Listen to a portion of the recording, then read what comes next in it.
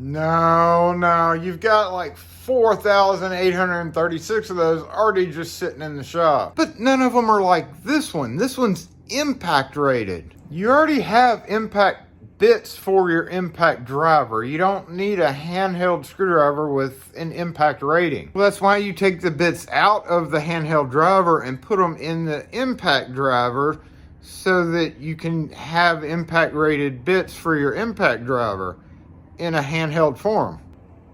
You still don't need it necessarily because you still have both of those two items. They're just separate. Exactly, they're separate right now. Now we can use them together. Be honest, it was just the new item tag, wasn't it? Yeah. Yeah, okay, fair point. What's up, y'all? In this video, we're going to take a look at another screwdriver. It is the Klein Tools 11-in-1 impact rated screwdriver and nut driver. Impact rated. Now, one thing about this screwdriver, other than the fact that it lures us into buying it by putting a new item tag, little flag up over the peg hook, and it's like, I'm new, you don't have me. You may look like another screwdriver. Nope. Yep, there it is. It was marked down from like $19 to $10, hanging up on a thing where kind of good. They bamboozled me into buying two things. So how is this different than this, other than the impact rated thing? Well, let's talk about that. Absolutely not my catchphrase to use. So the 11-in-1, the former 11-in-1, I have never really been overly fond of using these on site, carrying it because I carry it in the back pocket. This one was kind of one of my favorite ones out of all of the different 11-in-1, 6-in-1, blah, blah, blah type screwdrivers that are out there. However, they still have the stupid rubber grip that slides forward. So what makes this guy different, aside from the whole impact thing, and a lot more of us are carrying these things around this day and age, but the only problem with the old 11-in-1 is there is no way to take this off and make it work in the chuck for 1/4-inch impact. Thus, we now have the 11-in-1 impact rated. So again, with a hand screwdriver, it doesn't need to be impact rated because you're not able to put enough force on a handheld screwdriver to need an impact rating. However, where this shines is instead of carrying this and then a different bit for just this, you can just carry this and pop it all apart and pop it in there. Obviously, that's what it's for. So let's check it out.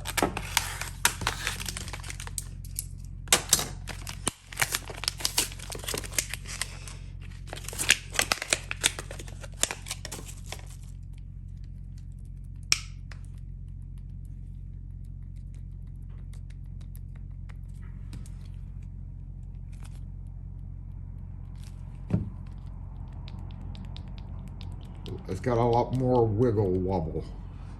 All right, so number 2 Phillips, number 1 Phillips.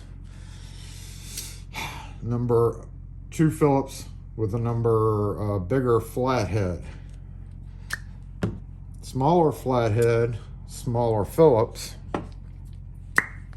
Whoop. And then on that side we have a square, both sizes of the square. All right. Okay, it's just tight. So we got our 5/16 driver there, which is the same as that, but impact rated. So now this is where it comes time to shine. We can just take this, pop it in there, and then, well, we do have to keep this in there. So I wonder, you're talking about impact rating. These are the things that go most of the time on impact, because it's just thin metal. No matter how treated it is, it's gonna be. All right, so that's the minimum length that you're gonna get with one of these guys, which is pretty long, honestly. Whereas I can come in, take one of these guys out of my pocket, which I might add is not impact rated. but just putting in a regular bit. Is this pushed in all the way? It doesn't seem like it. Yeah, it is. Okay. So you do have a considerable, and you can get a shorter one of these. Personally, the reason I use one of these, when I'm using one of these, I prefer it to be just as short as possible. You can't use just a small, short insert bit in here because it'll get jammed. So you do have to use one that's a little bit longer. This is honestly pretty long to be dealing with on the daily. I wish that was a little bit shorter. They could probably cut out half of that size just by making that a little shorter. You know, sometimes having it long like that is good. Nice. You shouldn't be tightening. Oh my goodness. It's all on this side. So can we use it if we're missing that side? Oh, yes, you can. That's one question answered. And there we have, let's go ahead and pull this out. And down here we had Torx. Now this is one good thing about these. This is the number 15 Torx, which you use in Schlage screws. So you do have more options compared to this guy, which just has, okay, both sides flat. I like how they finally combine that. So there we go. We have just the one-sided bit there. All right, so now you can take regular bits and use it in this. Are you able to, out of curiosity, oh, okay. So here we go. You can use some of these bits for that. Obviously, they're not going to be impact rated. There's our 3/8. So take this off, take this off, put this in, which is the same length, so just as long. Pop that in, and then we have our 1/4 inch, which is a lot thicker. I would say you might need to be kind of careful with that.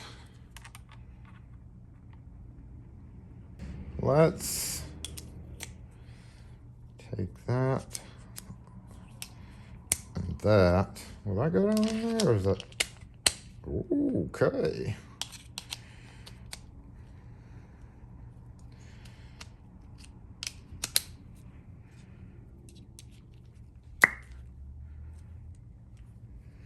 All right, so we want to take this guy out because I don't see a whole lot of square. We want to put this guy in. I like that tip now. Where's the flathead version of that? Same size? Maybe a little bit narrower, honestly.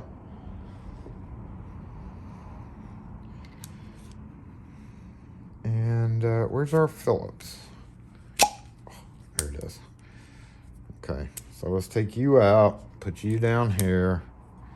Yep. Leave you down there. Now, as a locksmith, you're not going to see a whole lot of opportunities to use these. When you do, it'll be when people have improperly used the wrong screws, because no locksmith stuff comes with hex head screws, which is what this 5/16 and 3/8 are for. However, you will run across panic devices. Mainly, number one, the biggest thing that I see them on is panic devices where they have hex head sheet metal self-drilling screws, and they have the hex head cap. So that would be a really good reason to have this with you. Whoop.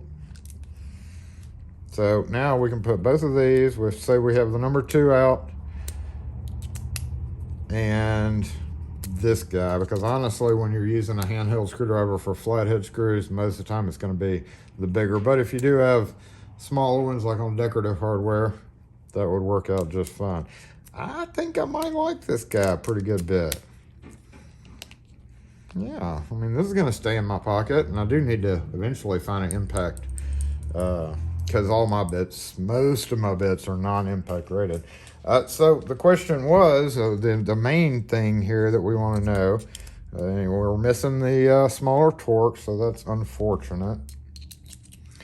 The layout of the bits is a bit better, which is good. Never liked having to go from that to that.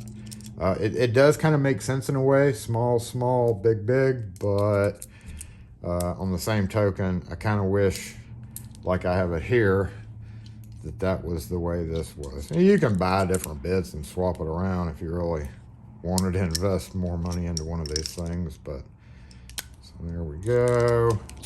There we go. And there we go. Totally different locking mechanism. Well, maybe not. Let's see. Yeah, that does not have that wing. The famous wing that's on all the drivers, even across different brands, have the wing. So that's curious that they don't have that. That's a whole lot of screwdriver, though. What you think? Post in the comments. Have you picked one up? Have you used it yet? Let's go see how well it works. So first off, also mainly back pocket carry. How does it fit? How does it sit? How does it do? Not bad. Another thing is the center of gravity on these things. Really, this kind of bugs me. I don't know if it does you, but some of them are too back heavy. This one seems to be centered pretty well.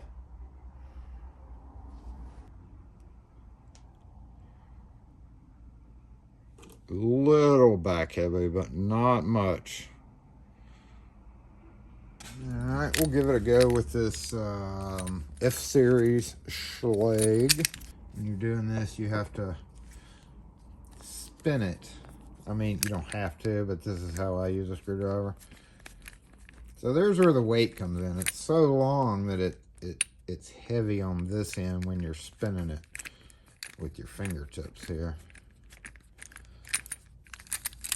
Leads to wrist issues. Yeah, there's a whole lot of weight going on back there because of the length of it.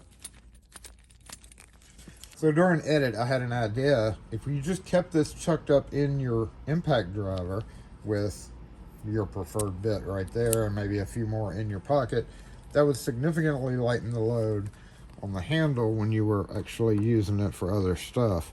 So because of how this is able to be used without anything on the other side, you can just use it like that. Just an idea. It does make it a lot lighter to use. I would carry it in my main go bag or box if I was going into a job where I didn't know what I was going to be facing, like especially with panic bars and stuff. I think that would probably be when I grabbed it, like as a just in case, but I don't think I'd use it on the daily, like actively. Alrighty, so Schlage, this is actually a smaller diameter knob too. There's other knobs out there that are a lot bigger, making it more awkward to get a screwdriver in on it. But as you can see, the length of this puts the hex portion, and I've talked about this before in videos, the hex portion of it right there in line with the doorknob, as well as when you tighten it down, it gets right up on the knob itself. That part leads to greater chances of scratching of the doorknob, but it's sufficient for what it's doing. I mean, you have to go in at a sharper angle because of the bigger diameter. And that's why screwdrivers like this just don't make the greatest locksmith screwdrivers. I would always choose a round shank version of a screwdriver over that, just because of the angle. See that angle right there? So this is the angle that has to go in at, and this affects the head of the screw. See that angle right there? If we compare it to this, you can get up in terms of angles a lot more. Now true, some doorknobs you can pop off the inside to be able to make that more of a straight on shot, but when you're taking them on and putting them off a lot, you don't really want to do that, you know. Now, again, for the sake of the latch screws, the strike screws, the latch screws, everything but that, this would be great because you can always pop it on your impact. This ability right here more than kind of compensates for, I think this is really what it was meant to be used on. You're not gonna want to use an impact gun putting in doorknobs. I know people are gonna argue with me about that, but you know, argue all you want. I feel like it's not a good idea.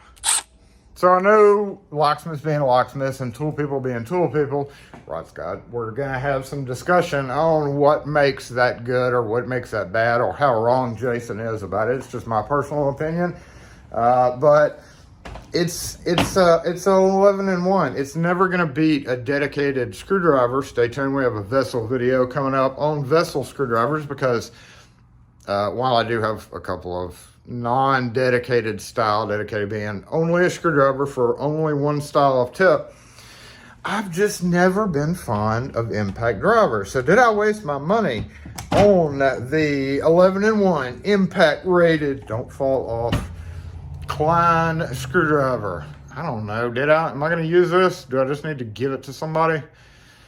Let me know in the comments. I'll try it for a little while, I guess. It's going to end up in that plastic bin, just sitting there innocently looking at me like, what did you buy me for? What did you buy me for? All I do is sit around in this bin with all these other screwdrivers that don't do anything, and I just get my sick of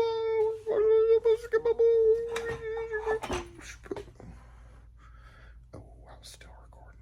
If you have any questions or comments on this video or any other ones, post them in the comment section. We'll catch y'all next video.